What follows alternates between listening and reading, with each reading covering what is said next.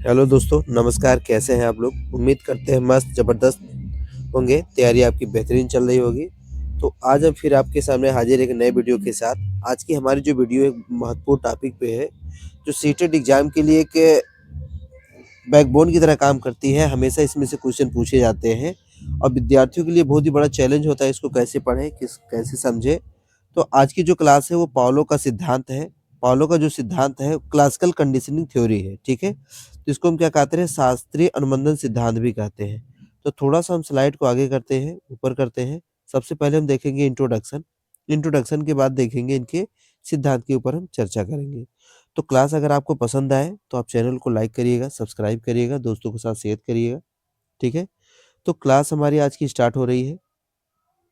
तो class start करते हैं किससे है कि इवान पावलोव, इनका पूरा नाम क्या है? इवान पावलोव नाम है। एक ये रूसी मनोवैज्ञानिक थे। कौन से थे? शारीरिक विज्ञानी थे। उन्होंने एक सिद्धांत दिया था, शास्त्रीय अनुबंधन का सिद्धांत, ठीक है? कौन-सा सिद्धांत दिया? शास्त्रीय अनुबंधन का सिद्धांत। और ये जो सिद्धांत इसको इंग्लिश में क्या कहते हैं? क्लासिकल क्लासिकल क्या कहते हैं? कंडीशनिंग थ्योरी कहा जाता है, ठीक? और ये सिद्धांत हमको बताता है कि सीखना उद्दीपक स्टिमुलस उद्दीपक और प्रतिक्रिया रिस्पांस के बीच संबंध होता है।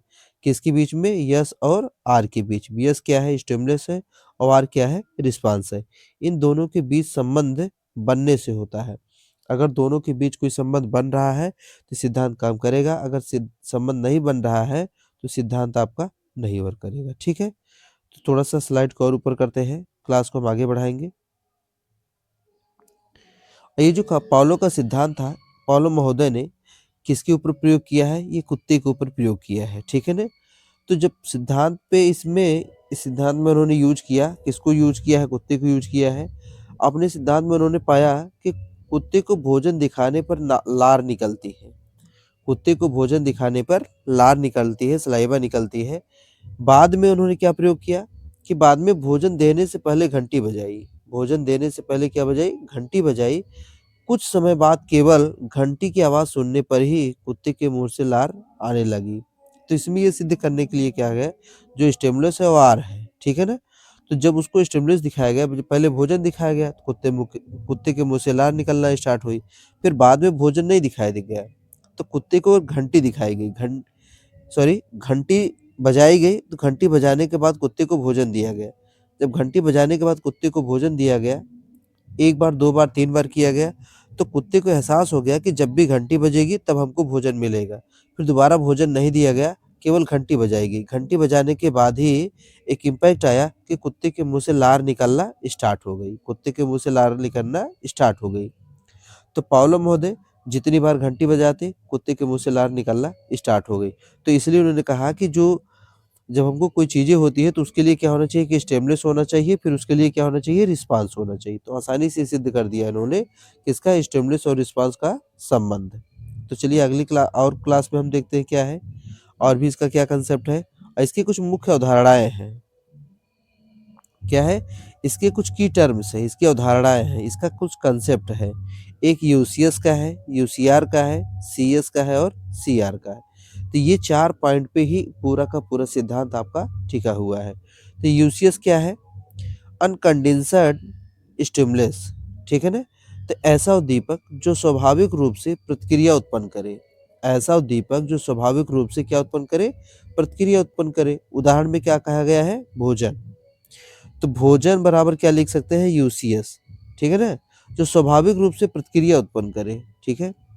हम आपको भी भोजन की जब नीड होती है तो आप देखेंगे तो हमारे आपके मुँह से भी पानी आना स्टार्ट हो जाता है, ठीक? और दूसरा इन्होंने क्या बताया? असंशोधित प्रतिक्रिया, असंशोधित प्रक्रिया, अनकंडीशनड रिस्पॉन्स, ठीक है ना? यूसीआर, इसको क्या है शॉर्ट में कहेंगे हम? यूसीआर, ठीक? तो यूसीआर के कारण होने वाली स्वाभाविक प्रतिक्रिया, यूसीएस के कारण होने वाली स्वाभाविक प्रतिक्रिया को क्या कहा गया? यूसीआर कहा गया, ठीक है ना?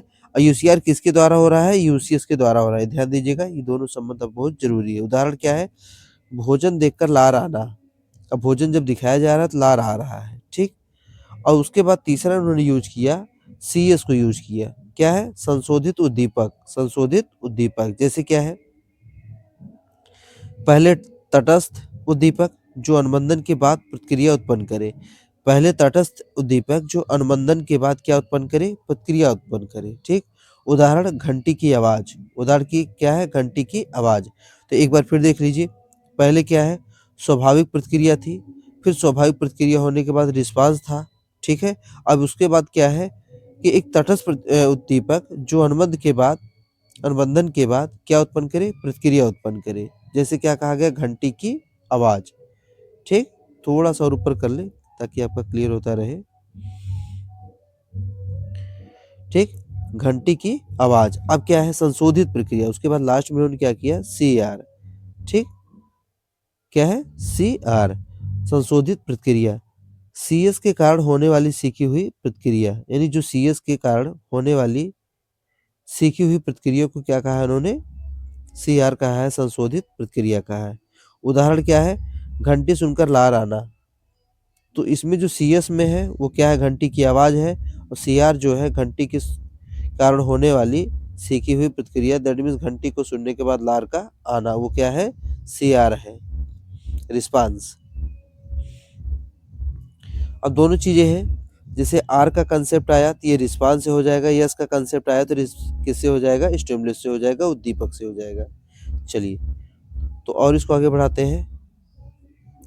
जो शास्त्रीय अनुबंधन की प्रक्रिया है, पहला क्या है, यूसियस है। ठीक है, स्टिमुलस भोजन है, फिर यूसियस है, आर रिस्पांस, दैट मीन्स लार का आना है।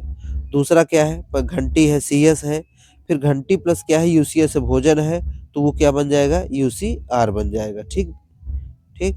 उसके बाद तीसरा चरण क्या है, सी एस घंटी है, फिर उसके बाद सी आर है, लार का आना। ठीक है ना, तो ये हो गया शास्त्रीय अनुबंधन की प्रक्रिया।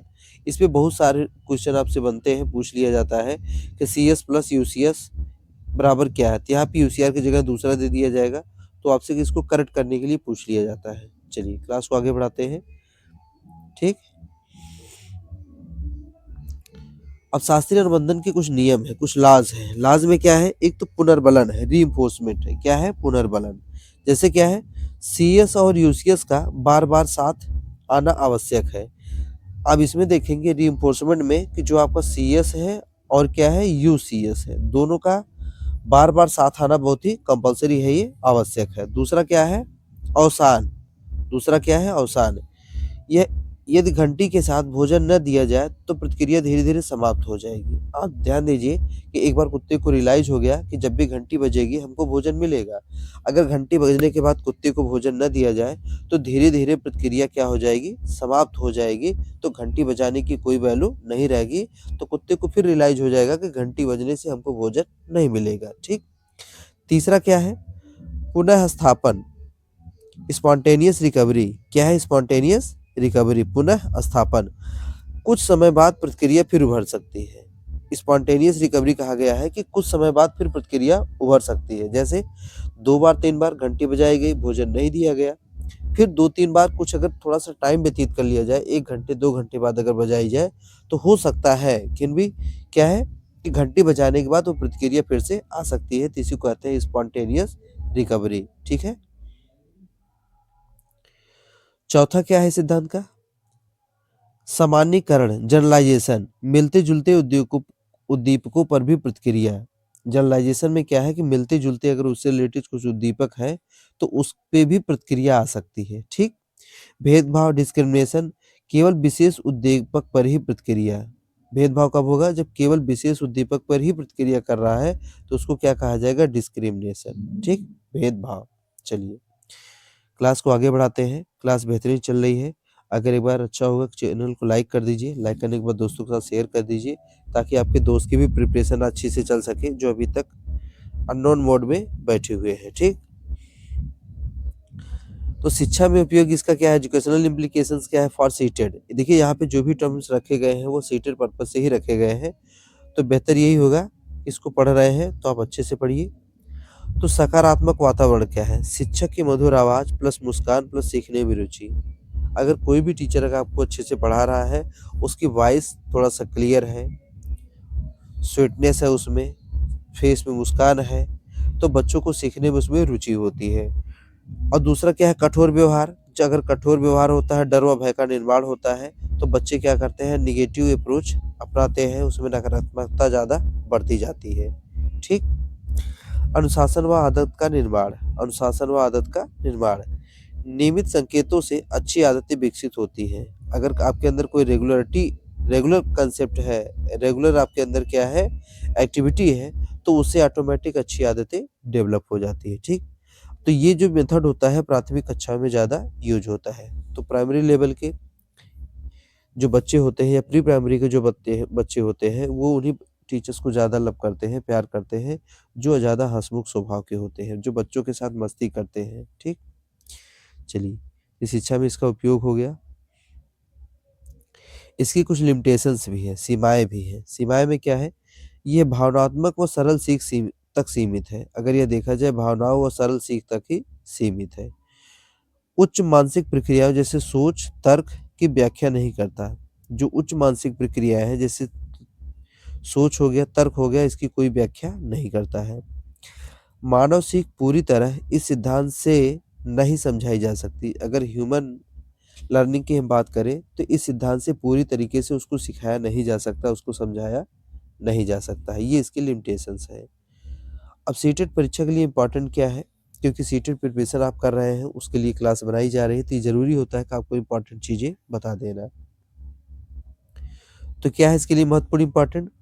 पाउलो का शास्त्रीय अनुबंधन का सिद्धांत। सीखना क्या है? उद्दीपक प्रतिक्रिया संबंध है। प्रयोग किस पे किया गया है? कुत्ते पर किया गया है। अधिक जो प्रश्न बनते हैं, वह किससे बनते हैं? यूसीएस से।